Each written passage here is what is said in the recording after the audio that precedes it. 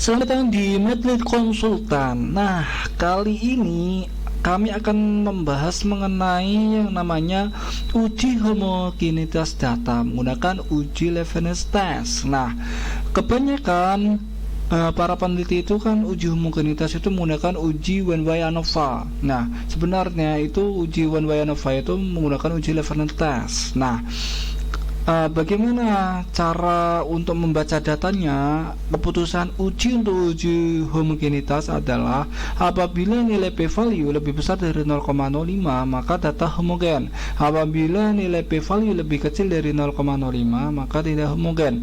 Artinya apa?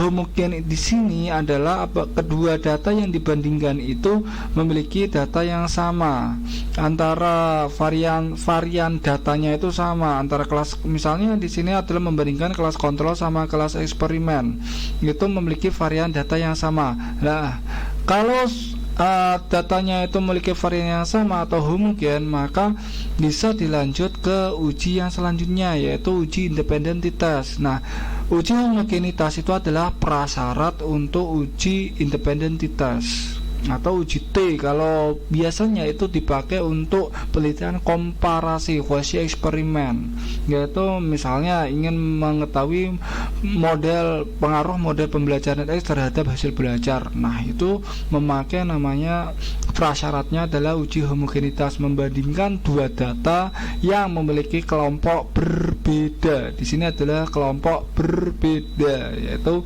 kalau misalnya kelompok eksperimen sama kelompok kontrol, itu kan memiliki kelas yang berbeda. Nah, kemudian di sini kalau sudah tahu seperti ini kan, nah bagaimana cara mengujinya? Kita sediakan contoh, sudah kami sediakan contoh. Nah, ini adalah nilai pretest, post test. Nilai pretest dan post test ini adalah kelas kontrol.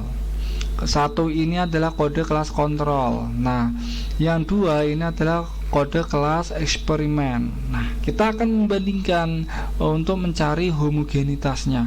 Nah, caranya bagaimana? Yaitu analyze, compare means, One-Way ANOVA. Nah, ini kita memakai One-Way ANOVA karena kebanyakan peneliti kan uji homogenitas itu menggunakan uji F, yaitu uji ANOVA. Nah, itu di sini letaknya. Oke, kita klik. Kemudian yang akan kita uji itu nilai pretest atau post testnya. Ini kan kalau dilihat ini adalah nilai pretest sama post test. Nah, ini pretest itu terdiri dari kelas kontrol sama eksperimen. Nah, misalnya kita ingin menguji keduanya, yaitu kelas pretest untuk nilai pretest dan nilai post test. Nah, itu masukkan ke sini. Kemudian untuk kelas itu masukkan ke faktor. Nah, kalau sudah masukkan ke sini, saya geser ke sini. Kalau sudah itu kalian klik ini post hoc. Post hoc itu adalah uji lanjut dari uji ANOVA, kan, tetapi kita nggak pakai ini karena kita fokusnya ke uji homogenitasnya. Nah, kita klik homogeneity of variant test. Nah, itu diklik, kemudian di continue, kemudian kita tekan OK. Nah, inilah muncul yang namanya test of homogeneity of variance. Nah, yang kita baca p-value-nya itu yang mana sih p-value? P-value. Oke, kita copy aja, klik kanan, copy, kita terapkan di sini ya, di Excel, di Word aja, kita buka Word biar kita nanti mudah untuk membacanya. Saya copy, pastekan di sini. Nah, ini adalah nilai sig, ini adalah nilai p-value. Akan tetapi ini kan ada banyak sekali nilai p-value-nya. Untuk pretest itu ada 1, 2, 3, 4, yaitu based on mean, based on median and width adjusted df, based of dramat mean. Nah, di sini yang dipakai adalah based of mean karena kita di sini varian itu menggunakan rata-rata. Nah, ini adalah nilai p-value-nya. Oke, silakan dilihat nilai p-value-nya, dilihat itu ya.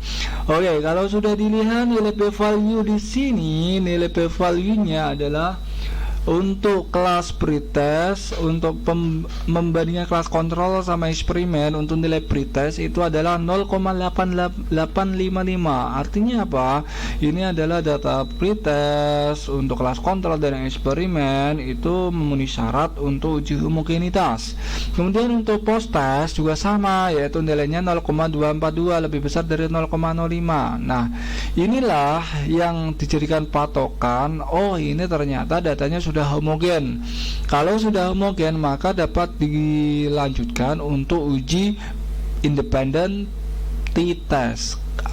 Ada pertanyaan, Bang, kalau misalnya itu tidak terjadi atau p-value-nya lebih kecil dari 0,05, maka menggunakan uji apa ya, Bang? Oke, kalau itu saya jawab adalah kita menggunakan uji non parametrik, yaitu uji yang namanya uji Mann-Whitney. Nah, itu adalah uji untuk alternatif untuk apabila uji homogenitasnya tidak terpenuhi atau di bawah 0,05, nilai p-value-nya atau nilai sigma itu di bawah 0,05. Oke, semoga dimengerti, kalian paham langkah per langkahnya, pengertiannya dan penjelasannya. Terima kasih, sekian.